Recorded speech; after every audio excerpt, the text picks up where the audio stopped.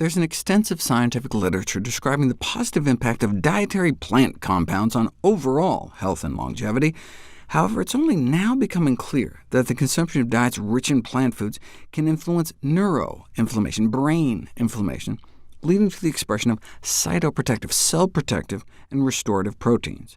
Just over the last decade, remarkable progress has been made to realize that oxidative stress and chronic low-grade inflammation are major risk factors underlying brain aging, so no wonder antioxidant and anti-inflammatory foods may help.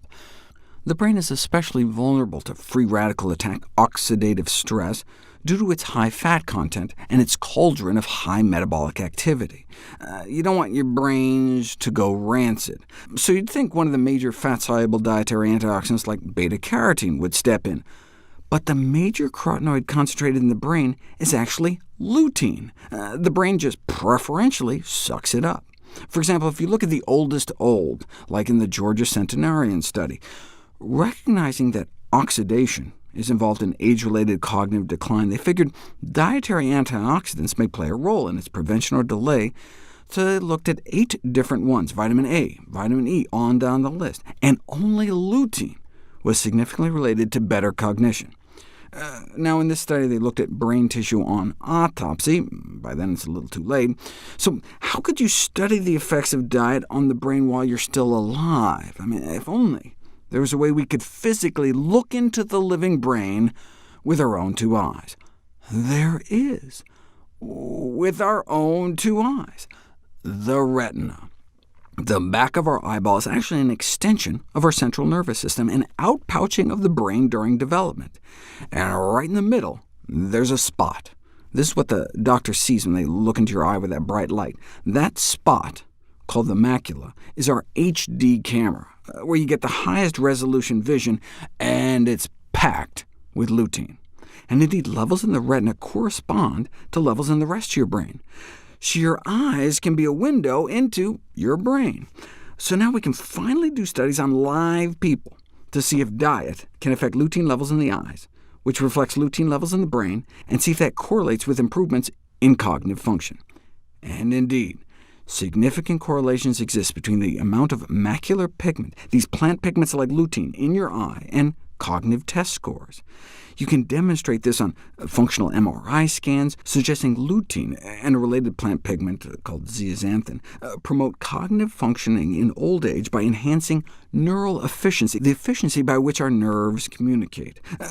Check out this cool study on white matter integrity using something called diffusion tensor imaging, which provides unique insights into brain network connectivity, allowing you to follow the nerve tracks throughout the brain.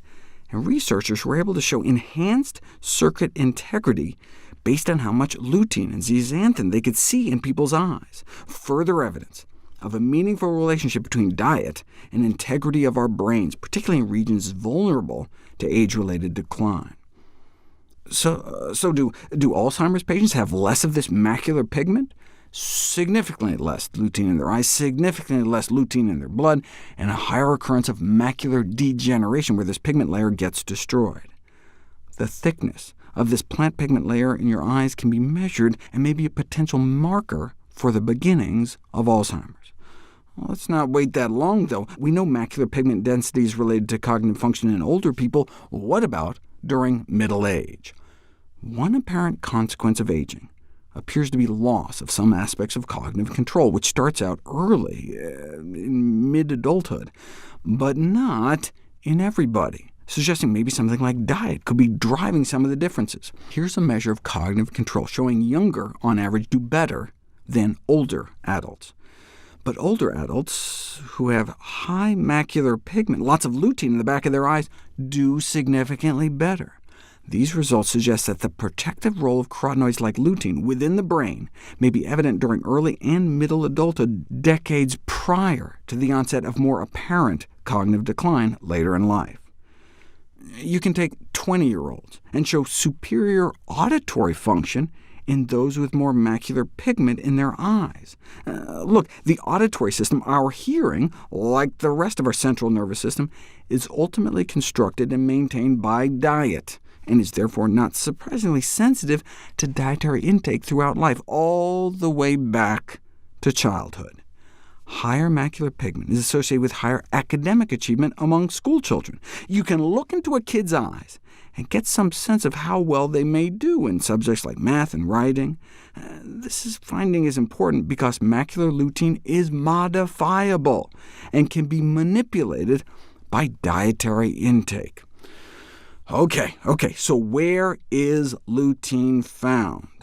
The avocado and egg industries like to boast about how much of these macular pigments they have in their products, but the real superstars are dark green leafy vegetables.